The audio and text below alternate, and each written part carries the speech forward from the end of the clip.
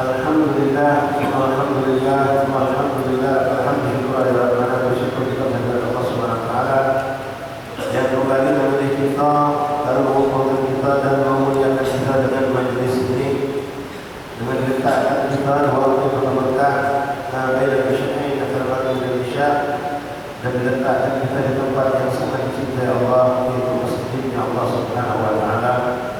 Mudah-mudahan Bapak Ibu bertanda kalau Allah cinta kepada kita. Tidaklah Allah meletakkan seorang hamba di tempat yang dia cintai kecuali menunjukkan hamba tersebut dicintai oleh Allah Subhanahu Wa Taala. Ma'asyarul ahbab rahimahullah, hamba pada asal termasuk pada malam hari ini, malam yang ke-13 daripada bulan Rajab menuju bulan Ashar.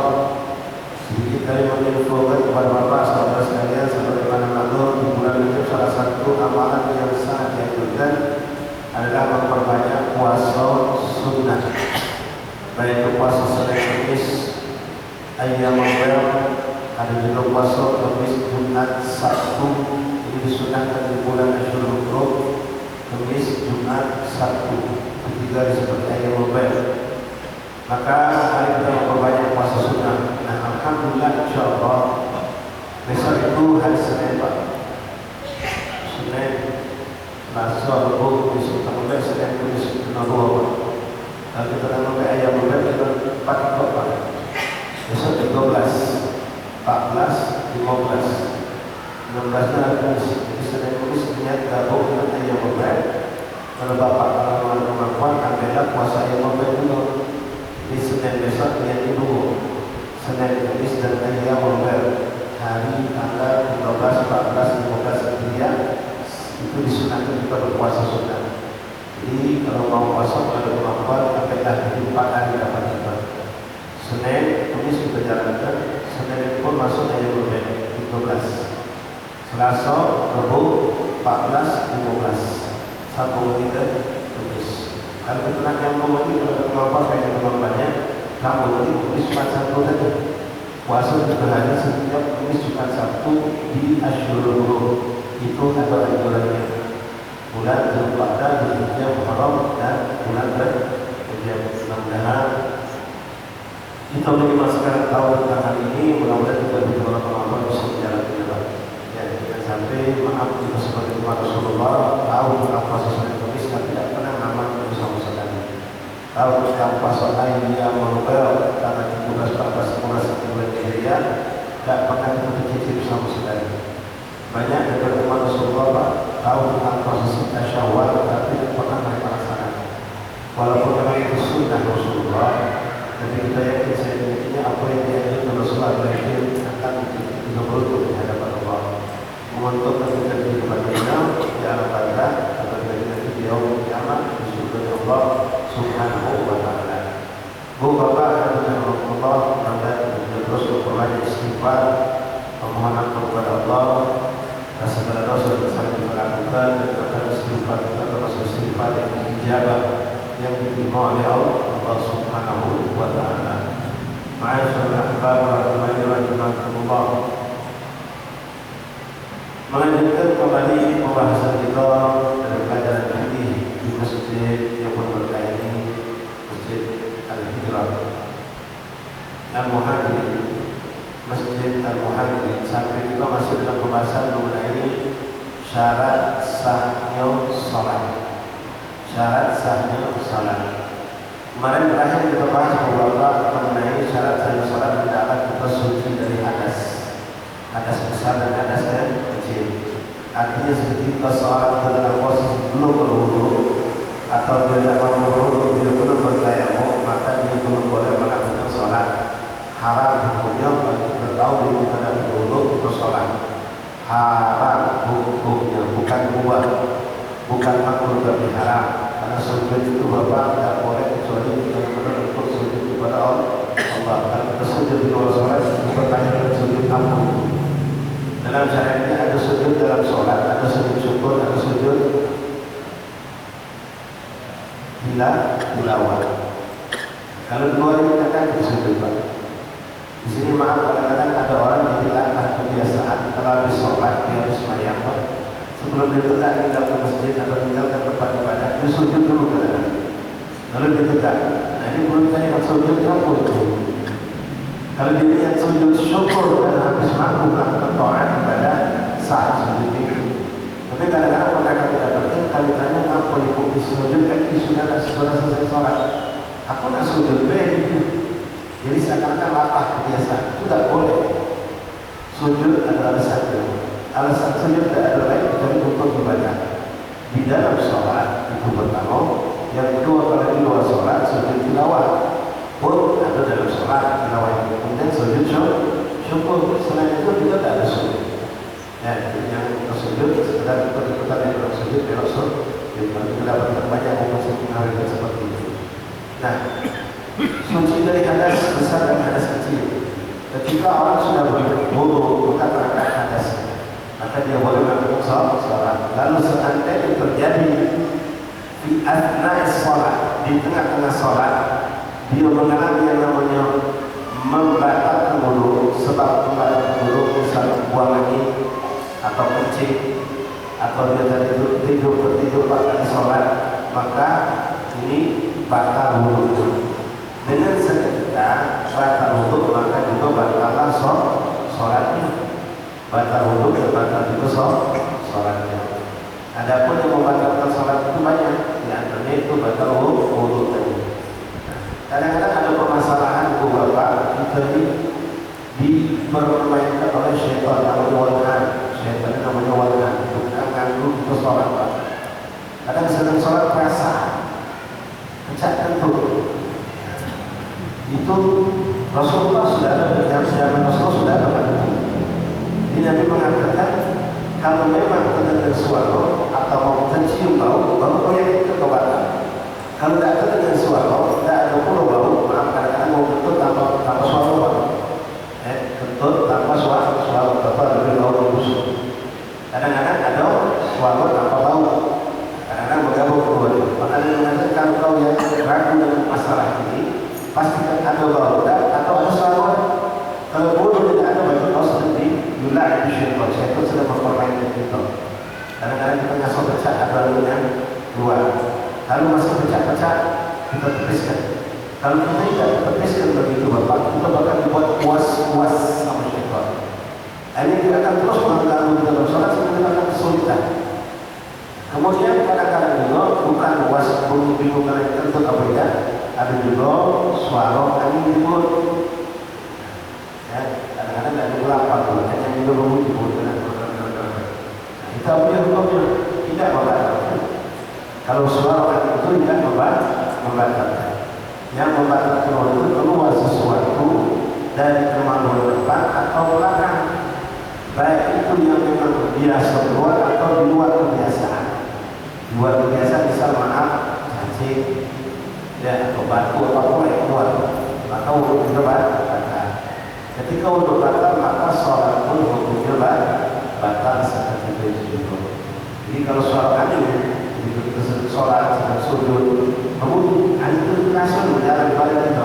Tapi kita yang tidak kuat itu lewat bawah, maka tidaklah membatalkan sholat. Nah, aspek 1000 kali jatuh lipat, misalnya angin keluar dan pun tidak jadi masalah. Yang jadi masalah kalau keluar lewat belakang. Itu membatalkan wudu, maka batal pula sholat di sholat kita. Maka sholat rahimahullah. Kemudian kalau kita sholat dengan tayamum, kita kebetulan sakit pak, panas kita tinggi luar biasa, dokter mengatakan air kita bertayamum atau apa sebab lain kalau tidak ada air. Kapan sholat ini yang batal? Sholat ikhwan kalau kita sudah sah menurut syariat menggunakan tayamum, maka ketika misalnya sebabnya sebab sakit atau sebab tidak ada air, itu tadi panas tinggi luar biasa, demam yang hebat, sehingga kita tidak boleh menggunakan air. Jadi kita tayamum. Sebelum kita tayamum atau sebelum tayamum kita sempat minum obat yang sehat, subhanallah kondisi badan itu segar, sehingga bisa dikatakan tidak boleh apa-apa kalau sudah pakai baju, maka tayamum kita tadi hukumnya batal. Kita wajib menggunakan air. Habis itu kita masih sembuh. atau tadi memang tidak ada air, lalu ketika belum sempat sholat ada air datang usaha hujan, maka tayamum kita batal. Kita wajib berwudu dengan air. Ini bab tayamum saya sebut sedikit. Masalahnya bagaimana kalau kejadian itu kita sedang dalam keadaan sholat. Anggap aja untuk paling menyentuh kita tadi tidak ada air sama sekali. Dengan hukum tayamum tidak ada air kita cuma di rumah kita. Cari kemana-mana tidak ada air. Atau kita tadi sakit misalnya, sakit yang cukup parah, panas luar biasa. Begitu itu sudah tayamum, lalu kita sholat. Sholat dengan tayamum.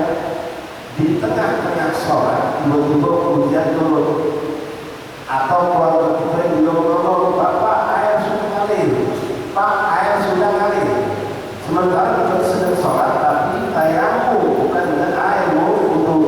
Nah, apakah saat itu ada air, saat itu hujan turun, saat itu kita merasa posisi badan itu sehat segar, langsung dilakukan batal tayamum itu seperti tadi. Tadi kan sebelum sholat itu sudah tayamum, tapi belum sholat hujan turun, batal tayamum itu. Wajib kita berwudu dengan air. Kalau belum sebab tidak ada air, sebab dari panas tinggi yang sangat tinggi.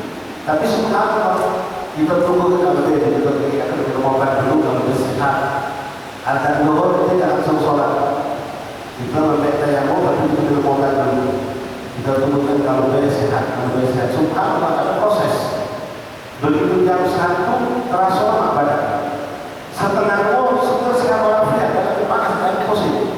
Maka kita pastikan air sudah bisa dipakai. Tayamum batal, kita langsung menggunakan air. Sekarang kejadian kita sedang sholat. Kalau tadi tayamum batal kita belum sedang sholat, tiba-tiba hujan turun, tiba-tiba air mengalir, tiba-tiba badan sehat orang. Apakah dihukum batal karena air atau sekarang kita batal, atau tetap tidak batal hukumnya? Ketika sedang berlangsung sholat yang tadi sebab kita tayamum air dan air tidak datang, maka sholat kita teruskan, tidak batal walaupun hujan sedang turun. Karena kita tayamum sebelum ada hujan. Ketika kita sedang sholat hujan itu turun.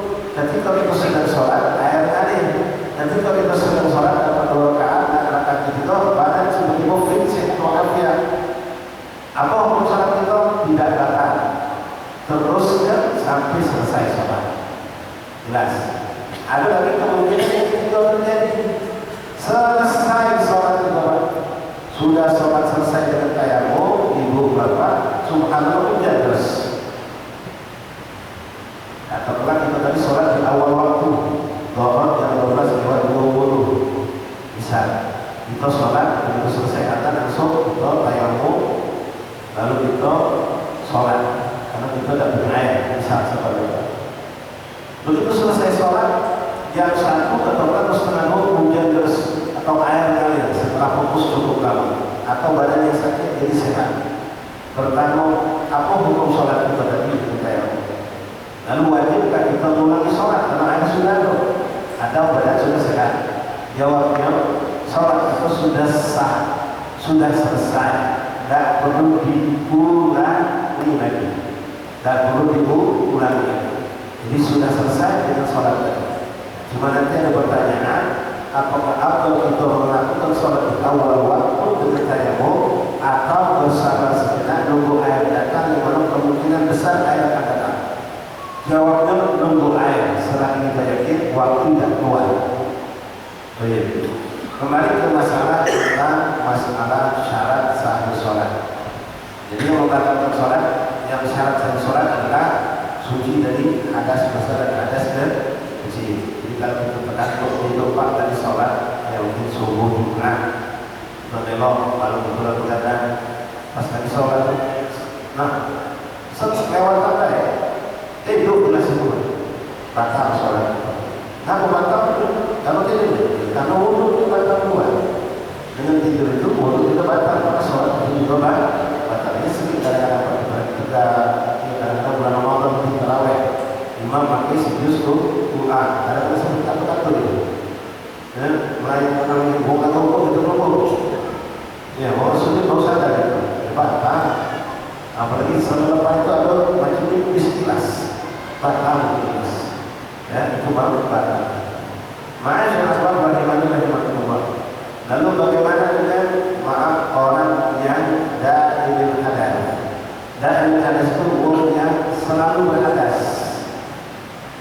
Di antaranya contohnya orang kena penyakit kencing besek, salmonella, kencing tetes.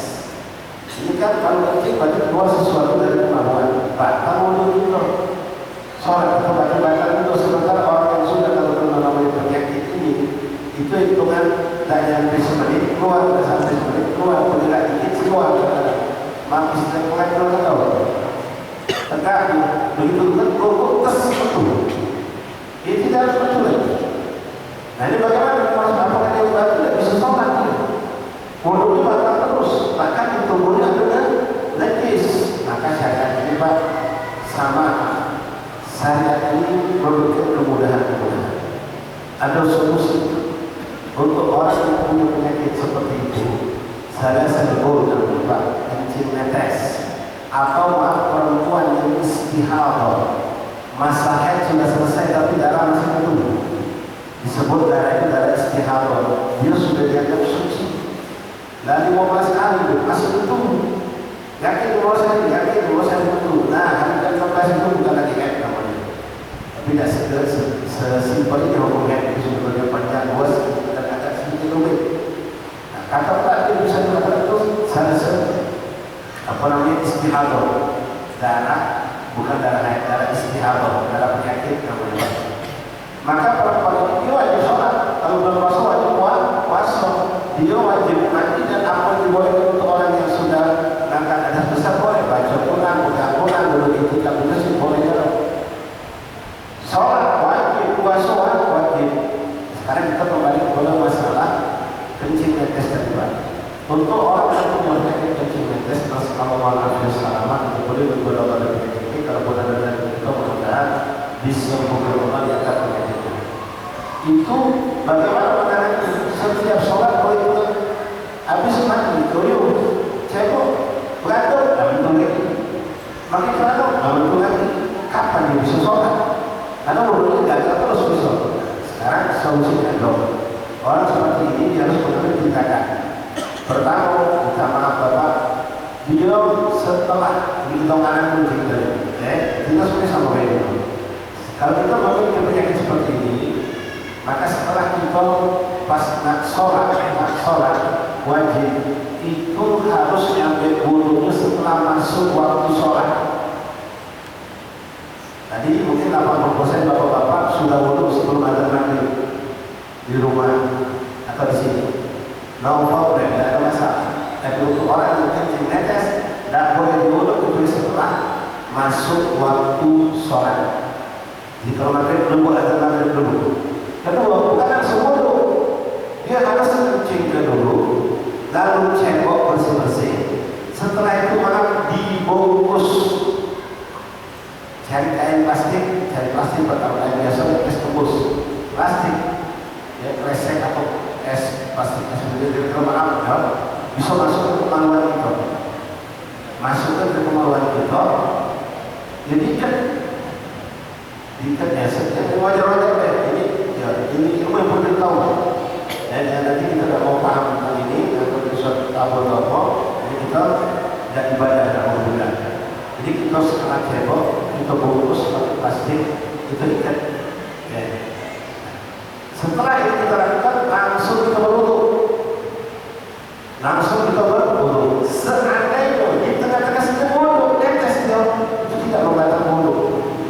Terus kemudian sampai selesai wudhu, satu lagi. Tadi kan harus setelah masuk waktu sholat. Kedua kita bungkus Pak. Bungkus itu kita biar tidak netes kalau pakai itu. Kalau netes kalau pakai itu, maka tidak asal sholat kalau bab ada netes juga itu. Bukan lagi bab batal wudhu, bukan. Bab itu sudah bab netes. Sholat nanti harus sholat berikutnya. Kalau ada netes dipakai tidak asal sholat itu. Jadi untuk mencegah jangan sampai tetesan kencing netes mengenai pakaian kita, makanya dibungkus. Setelah selesai wudhu langsung sholat, tak boleh tunda, tak boleh sholat sunnah dulu, tak boleh.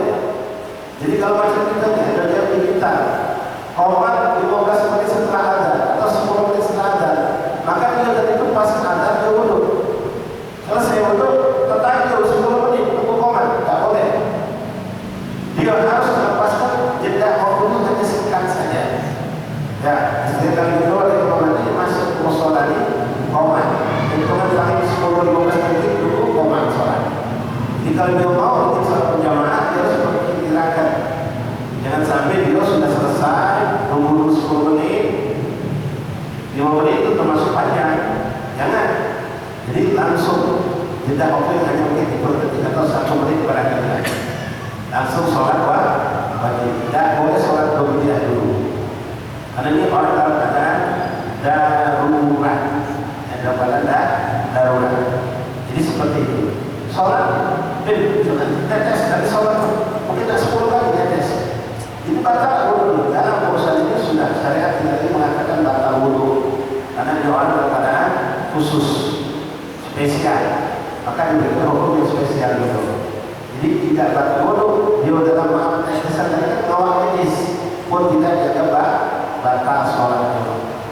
Sama dengan perempuan itu, perempuan dimaafkan pakai softtek. Setelah dia tahu darah masih keluar, sudah di luar waktu haid, yang boleh darah istihadah, dia wajib sholat. Istri kita wajib sholat Pak. Mandi dulu jelas. Sudah mandi wajib. Subhanallah, keluar darah masuk. Sementara darah ini bukan dari darah haid. Maka seperti kita uraikan tadi. Kalau kita pakai bungkus plastik, mau kita pakai pembalut softtek. Ya, setelah dia mandi selesai, kencing dia bersih kemaluannya dicebok, lalu dipasang softtek, sudah pasang sudah rapi, lalu diwudu. Setelah wudu langsung sholat. Kapan dilakukan ini? Wudu tadi, cebok ini setelah masuk waktu sholat. Jadi kalau dilakukan sebelum sholat tidak boleh. Sama seperti orang tayamum syaratnya harus setelah masuk waktu sholat. Itu Pak. Insyaallah jelas. Ini khusus untuk orang-orang yang memiliki masalah seperti tadi. Termasuk juga ada sebagai pejabat yang sama dia orang yang suka sering keluar mandi. Mandi ini bukan mandi. Kalau mandi dalam mazhab Syafi'i dihukumkan suci. Itulah cikal bakalnya kita. Kalau mandi cairan juga yang kental, bening, cuma beda dengan mandi. Ini punya orang kita juga punya Pak. Kadang-kadang dia keluar sedikit, ya Pak. Itu dengan sebab beberapa sebab. Pertama, maaf, karena dia terlalu syahwat. Bisa seorang pemuda menyaksikan sesuatu yang membuat syahwatnya naik, atau kita sudah kuat. Subhanallah, setelah lewat. Allah syahwat itu. Lalu pas kita nak kencing, menunjuk apa putih-putih di selama dalam siapa? Itu mandi. Mandi. Hukumnya najis. Wajib mandi tidak. Tak wajib mandi, tapi hukumnya najis. Begitupun perempuan ada yang namanya keputihan. Keputihan kepada dia ini keluarnya dari bagian aksor, bagian dalam kemaluan. Ucapkannya pada lengket. Ya, itu juga najis. Maka yang berjalan tak diberi kalau soal perjalanan Pak. Dia banyak mengalami yang namanya keputihan keputihan. Kalau kita ada waktu tertentu ya mandi, keluar mandi. Mandi ini kadang-kadang keluar itu bagi orang yang suka bekerja keras. Di keluarga ini kawan seperti itu. Kerja berat. Di keluarga apa? Subhanallah kadang-kadang dia dapat rasa kuat. Cairan putih seperti mani, cuma bening. Nah, yang membedakannya maaf Bapak, kalau mandi itu boleh keluar tanpa syahwat, atau dia mengawali syahwat tapi tidak sampai selesai. Yang membedakan keduanya, antaranya kalau mandi itu maaf Bapak, itu dicerot, keluarnya dicerot. Kalau mandi tidak dicerot, bentuk lele, atau ada bentuk sedikit, ada bercak. Jadi perlu ada komunitas kalau maaf mereka bisa mengalami seperti ini dengan tontonan dan saksikan dengan apa mereka langsung saksikan dengan mata para rekan-rekan syahwat itu naik, tapi itu tidak sampai selesai. Bapak keluar apa itu namanya mandi itu najis tapi tidak wajib mandi. Nah, bagaimana terang ini mandi kenapa? Karena syahwat itu amat tinggi juga. Syahwat itu tinggi juga, aku juga sampai aku merasa bercakap itu mandi, tapi tidak jadi. Nah, kalau ada keraguan, maka dua hukum ini kita gabungkan. Pas kita saksikan apa ada putih-putih di celana mati. Ya, ini mati apa lagi? Ketika kita lagu balik dari jangan biarkan syaitan mengganggu kita dengan was-was. Potong was-was ini kenapa? Baik dua hukum tadi. Untuk pakaian yang terkena cairan tadi, hukumkan itu mati. Jadinya jis wajib dicuci. Adapun hukum untuk badan kita anggaplah itu mani, sehingga kita wajib mandi. Nah kalau itu sudah mandi wajib, celana bungkus ketika kita bersihkan sudah tak ada ragu itu pada diri kita sudah suci secara pakaian dan secara badan. Ya, kalau kita masih ragu itu biarkan, karena kita gampang dibikin was-was sama syaitan memberikan sangat mengerikan. Dan kepada kita rahmatullah syarat sahnya sholat, yaitu hendaklah dikatakan taharah dari najasah, suci dari najis badan, pakaian dan tempat sholat. Badan, pakaian dan tempat sholat, jangan ada najis. Badan najis itu boleh jadi keluar dari diri kita sendiri atau datang dari luar. Contoh paling gampang, kita sholat injek tai cicak, atau sedang sholat tai cicak jatuh, bisa najis. Kalau itu kering pak, tetap jatuh, tidak ada bekas basah di tangan kita, tidak menjadi masalah.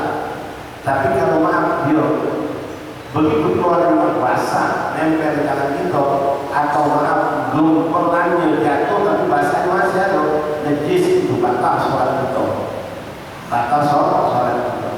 Itu sholat terinjak tai cicak, batal sholat kita. Sekarang bagaimana kalau najis itu datang dari diri kita sendiri? Contoh misal itu sedang sholat, sini ada besok, sudah makan, kebetulan ada nyamuk, tempat di besok itu, left itu, pak, nyamuk tidak kena besok pecah, alir udah. Nah, bagaimana dengan yang seperti ini juga boleh terjadi mimisan. Apa hukum sholat lalu mimisan? Tahu apa? Bisa masuk di bawah mimisan. Keluar darah dari hidung. Ini hukumnya bagaimana? Kalau darah di sini pak atau kalau nyamuk lagi, besok pecah, ngalir darah. Selain ngalir tidak putus, sampai sini stop. Walaupun itu lagi baca kan, itu tetap sah sholat kita yang batal. Tapi kalau dia sudah pindah tempatnya tes pindah ke sini, nah ini najis. Yang ini sebagai tidak najisnya, karena ini masih nyambung dengan sumber aslinya. Sama dengan mimisan sampai sini bisa stop, mimisan sedikit bisa apa? Tidak pindah ke tempat lain. Atau pas sedang tahiyat di tempat sudah akhir sholat atau mimisan. Tahu benar darah. Sampai sini, assalamualaikum warahmatullahi wabarakatuh. Selamat sholat. Tapi kalau dia sudah pindah, maka hukumnya batal. Karena najis itu sudah pindah ke pakaian atau ke tempat lain dari kota badan itu. Kalau sudah sholat mimisan, pindah ke tangan, walaupun bukan pakaian, darah, batal. Tapi kalau masih di sini aja pindah, maka tidak batal.